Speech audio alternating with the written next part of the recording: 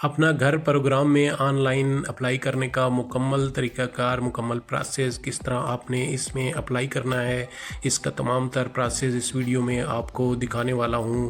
السلام علیکم دوستو، کیا آپ کا بھی خواب ہے کہ آپ کا اپنا گھر ہو؟ حکومت پاکستان کی طرف سے اپنا گھر اسکیم کا باقاعدہ آغاز ہو چکا ہے۔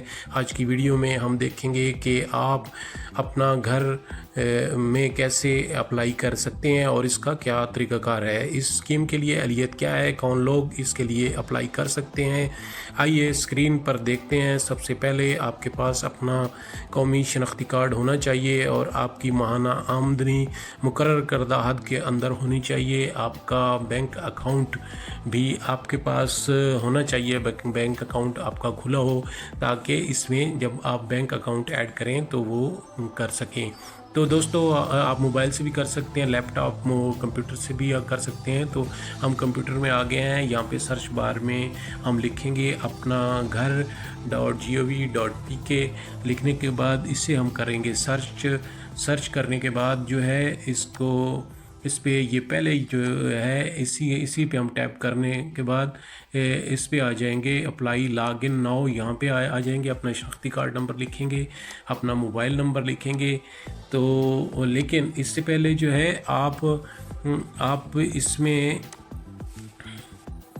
اپلائی ناؤ پر آنے کے بعد اکاؤنٹ کریٹ پر آ کر اکاؤنٹ کریٹ کر لیں گے اس میں آپ اپنا پہلے اکاؤنٹ کریٹ کریں گے، پھر اس میں آپ لاگ ان ہوں گے۔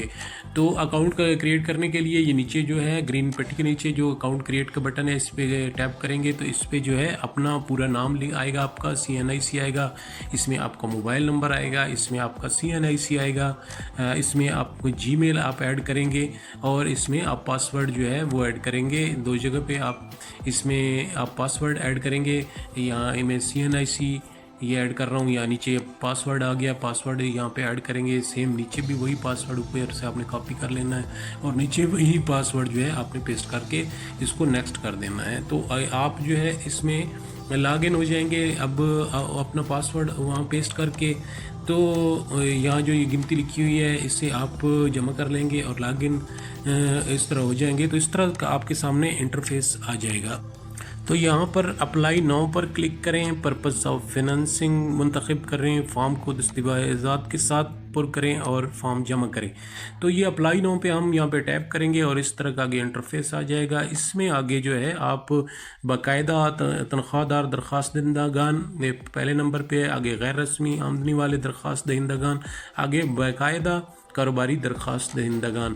تو اس میں ہم کہ آپ کا جو بھی بنتا ہے اس میں میں نے اب یہ ایک سلیکٹ کر لوں گا یہاں پہ، تو آپ کا جو جس حساب سے بنتا ہے آپ نے وہ سلیکٹ کر لینا۔ اس میں آگے جو ہے اب یہ 5 اس کے جو ہے سیکشن یعنی ہیڈ ہیں جس کو آپ فل کر کے مختلف پروسیس کے ذریعے آپ سٹیپ وائز آگے اپنا اپلائی کرتے جائیں گے۔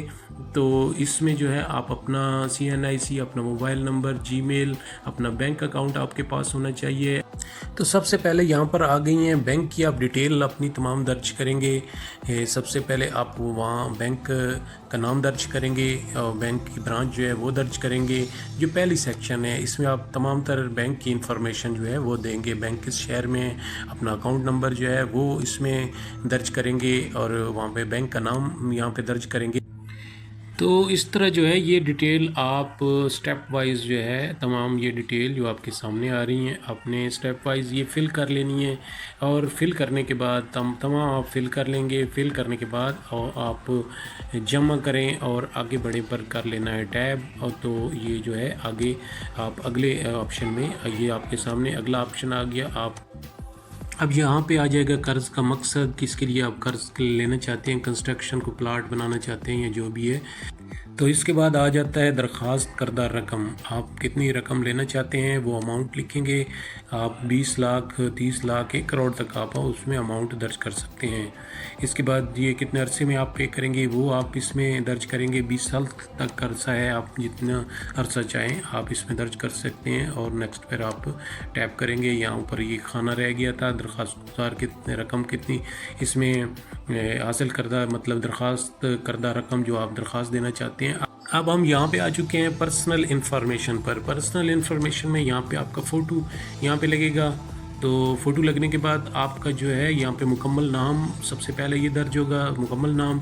اس کے بعد جو ہے آپ کا اگر فوٹو پڑا ہے گیلری میں تو آپ جو ہے یہاں پہ سلیکٹ کر کے اپنا فوٹو یہاں پہ لگا سکتے ہیں۔ اور فوٹو لگانے کے بعد اگلا پروسیس جو ہے وہ اس میں جو ہے آپ مکمل نام لکھیں گے، اس کے بعد شناختی کارڈ نمبر لکھیں گے، شناختی کارڈ نمبر کے بعد شناختی کارڈ کی ایشو ڈیٹ آ جائے گی، اور اس کے بعد جو ہے ڈیٹ آف برتھ آپ کی آ جائے گی۔ اس کے بعد ای میل ایڈریس آپ لکھیں گے، ای میل ایڈریس لکھنے کے بعد جو ہے موبائل نمبر آپ لکھیں گے، آپ جنس لکھیں گے، اپنی ولدیت آپ لکھیں گے، اس میں اپنے والد صاحب کا شناختی کارڈ نمبر آپ لکھیں گے، اور اس کے بعد آپ کے زیر کفالت جو ہے وہ کتنے بندے ہیں، 2 4 5 10 جو بھی آپ کے زیر کفالت بندے ہیں وہ ان کا اس میں کریں گے اندراج۔ تو اس کے بعد آپ کی موجودہ رہائش جو ہے کہ رینٹ پہ رہ رہے ہیں، اپنا مکان ہے یا جوائنٹ فیملی ہے، جو بھی ہے اس میں وہ آپ تحریر کر دیں گے، اور آپ اس کے بعد اپنا ڈسٹرکٹ لکھیں گے۔ اگر رینٹ پہ ہے تو اس کا کرایہ کتنا ہے وہ آپ اس میں درج کریں گے، تو اپنا ڈسٹرکٹ لکھیں گے آپ۔ تو یہ اینڈ پہ سب سے جو ہے یہ ہے کہ کیا اس قرض میں کوئی اور بھی آپ کے ساتھ شراکت دار ہے، تو آپ اس میں نو لکھ دیں گے، کیونکہ آپ اکیلے ہوں گے، اگر کوئی ہوگا تو آپ اس میں لکھ لیں گے۔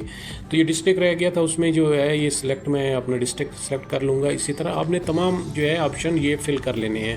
فل کرنے کے بعد اسی طرح آگے بڑھے پہ آپ ٹیپ کر دیں گے تو آپ اگلے آپشن میں چلے جائیں گے۔ یہ اب ہم نے ٹیپ کر دیا۔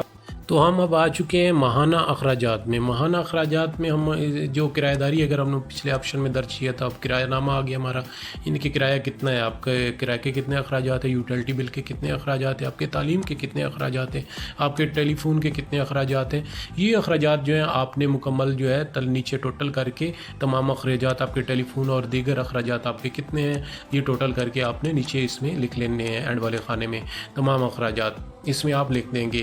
تو آپ نے اپنے حساب سے، اپنے طریقے سے آپ کے جو بنتے ہیں اس حساب سے اپنے اخراجات اس میں ایڈ کر لیں گے۔ تو آگے آپ سے یہ پوچھے گا کیا آپ موجودہ صارف ہیں، تو اس پہ آپ یس پہ کلک کر کے تو آپ یہ اگر کوئی چیز رہ جاتی ہے تو پھر وہ آپ کو یہ اس طرح کا آپشن دیتا ہے، تو اس پہ سیو پہ ہم یہاں اپلائی کر دیں گے۔ اب یہ آخری آپشن آ رہا ہے، اس میں آپ جو ہے ڈاکومنٹ جو ہے اپنے اس کی PDF بنا کے اپلوڈ کر دیں گے ڈاکومنٹ کی، یعنی کہ آپ کرایہ دار ہیں تو اپنا کرایہ نامہ جو ہے اس میں اپلوڈ کر دیں گے PDF بنا کے۔ اس کے بعد اپنے یوٹیلٹی بلز جو ہیں وہ اپلوڈ کر دیں گے اس میں آپ۔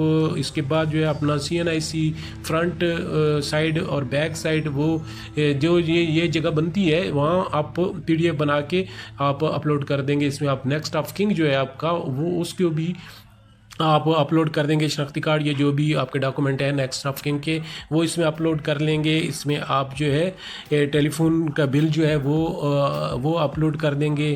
اس میں فیس جو ہے چلان فیس کے جو آپ پے کر رہے ہیں، بچوں کی فیس جو ہے آپ پے کر رہے ہیں اس کے چلان وغیرہ اس میں آپ سبمٹ کر دیں گے، یعنی کہ اپلوڈ کر دیں گے PDF بنا کے۔ یہ تمام پروسیس جو ہے اس طرح یہ پروسیس جو ہے کمپلیٹ ہو جائے گا۔ کمپلیٹ ہونے کے بعد نیلا جو ہے نیچے نشان جو ہے سبمٹ کا آپ کو نظر آئے گا، سب سے اینڈ پر یہ سبمٹ کا نشان جو نظر آئے گا اس پہ آپ سبمٹ پہ جب ٹیپ کریں گے تو سبمٹ ہونے کے بعد آپ کا یہ کرایہ یہ نیلا نشان جو آپ کو نظر آ رہا ہے یہاں پہ آپ سبمٹ کر دیں گے۔ تو دوستو یہ تھا اپنے گھر پروگرام میں آن لائن اپلائی کرنے کا طریقہ۔ امید کرتا ہوں کہ آپ کو تمام چیزوں کی یہاں سمجھ آ گئی ہوگی۔ تو دوستو آپ دوستوں سے اگلی ویڈیو تک آپ سے چاہتا ہوں اجازت۔ اللہ حافظ۔